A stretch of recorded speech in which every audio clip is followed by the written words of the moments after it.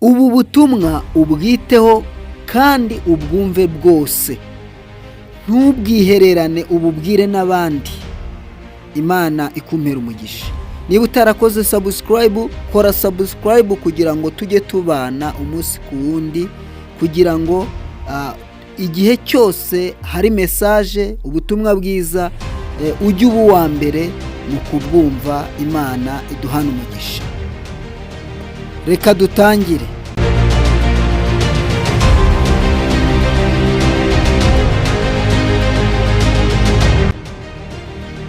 Reka tubanze dusenge. Mana, mu izina rya Yesu, turagushimiye kubw'uyu munsi, tugushimiye uburinzi n'imbaraga zawe zikomeye wakomeje kugaragaza kuri twebwe. Uwiteka, nyemerera imbaraga zawe ndetse n'ububasha bwawe bibane natwe muri uyu mwanya, tukugirireho umugisha. Unyemerere ufashe ubwoko bwose bugiye kumva ubu butumwa bwawe Kristo, kugira ngo babusobanukirwe kandi babwumve rwose. Uwiteka Mana ishoboye byose, ndakwinginze kugira ngo ubane natwe kandi ubane n'udukurikiye, mu izina rya Kristo Yesu tusenze nizeye, amen. Amazina yanjye nitwa Prophete Gildas. Imana yampaye ubutumwa kugira ngo mubagezeho. Nagiye kubona mbona abantu benshi bari gukora imirimo myinshi itandukanye kandi mibi, akabikorana imbaraga nyinshi ndetse n'ubushake bwinshi cyane rwose. Imana irambwira ngo benshi bafite inyota y'iby'isi, ntago bitaye ku bugingo bwabo. Umugore, umugabo, urubyiruko ndetse n'abandi bari kwemera gukora ibyica ubugingo bwabo kugira ngo baronke ibya hano mu isi. Birababaje kandi biteye agahinda, aho abantu bari gukora ibyaha kugira ngo babone iby'isi. Umuntu akemera gusambana kugira ngo abone akazi, umuntu akemera gusambana kugira ngo ahabwe amafaranga, umuntu akemera gukora ibindi byaha bitandukanye kugira ngo abone ikindi kintu cyo mu isi. Ariko birababaje cyane. Imana irambwira ngo abakozi b'Imana bari gushaka imbaraga mbi, bashaka icyubahiro ndetse n'ibindi bya hano mu isi. Bari kugenda bakajya gucirira imbaraga mbi kugira ngo babone icyubahiro ndetse babone n'ibindi bintu byo mu isi. Biteye agahinda. Imana irambwira ngo mbwire abantu bite ku bugingo bwabo, mbwire abantu barinde ubugingo bwabo. Ubugingo bwawe nta wundi ugomba kubwitaho usibye weho. Ubugingo bwawe nta wundi ugomba kubwitaho usibye wowe. Mbese ni igiki ujya ugurana ubugingo koko? Ni igiki wagurana ubugingo cya hano mu isi? Nta kintu na kimwe kiruta ubugingo. Ubugingo bwamenewe amaraso, ubugingo Imana yatanze umwana wayo w'ikinege wenyine, yemera kudupfira, yemera kubabazwa kugira ngo tubone ubugingo. Ariko wowe uri kubwangiza, uri kubutakariza mu bintu bidafite akamaro, mu bintu bizashira, mu bintu bitazahoraho. Bibiliya irambwira ngo ibya hano mu isi byose bizashirana n'isi, bizarangira, ntago bizahoraho, ariko ubugingo bw'umuntu buzahoraho.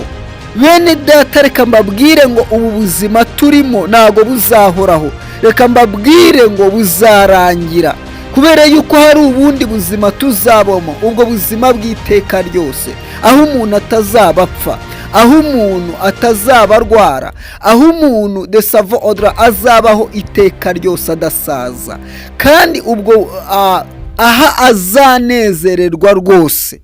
Bibiliya irambwira ngo azarobanura ngo intama mu ihene, ngo afate ngo ihene azishyire ibumoso bwe, narangiza ngo afate intama azishyire iburyo bwe, ngo narangiza abwire intama zibwire ngo nimwinjire mu munezero mwateguriwe. Ariko azirukana ihene. Mwene data, ubu buzima turimo ni ubw'igihe gitoya, buzarangira. wikangiza ubuzima bwawe, wikangiza ubugingo bwawe, ubutakaza mu bintu bizarangira, bitazahoraho. weho ntago uzi igihe usigaje hano ku isi, wowe ntago uzi iminsi usigaje kugira ngo ubeho, ariko uri gutakaza ubugingo ushaka amafaranga, kandi utanazi n'igihe basi uzamara kuri iyi si. Uyu munsi wapfa, ejo wapfa, bya bindi wakoreye bigapfa ubusa cyangwa bikaribwa n'abandi, kandi warabitakarije ubugingo nabwo ukabuhomba. Nimwite ku bintu bitazarangira. Ikitazarangira ni iki? Ni ubugingo. Mukore ibyiza, nimwite ku bugingo bwanyu. Bene data nshuti z'umusaraba, nimwite ku bugingo bwanyu.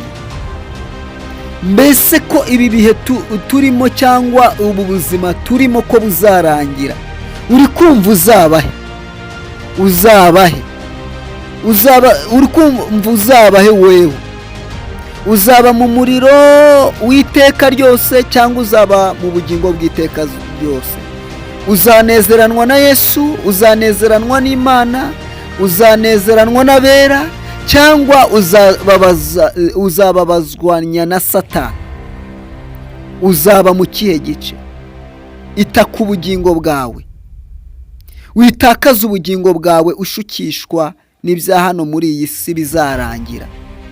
Rinda ubugingo bwawe, kiranuka. Nshuti yanjye, mwene data unkurikiye muri aya masaha, ndakwinginze kugira ngo wiyarure, uhindukire rwose, utangire ukora ibyiza niba utabikoraga, kandi nawe wakoraga ibyiza urushaho gukora ibyiza, kuko ubuzima turimo buzarangira. Imana niyo mesaje yampaye kugira ngo ngikugezeho. Ntuyihererane, yohereze ku bandi kugira ngo ubwami bw'Imana burusheho. Urahabwa umugisha n'Imana. Mama, mubyeyi, mukozi w'Imana, nshuti y'umusaraba, ubu buzima turimo, iyi si turimo irashirana no kwifuza kwayo.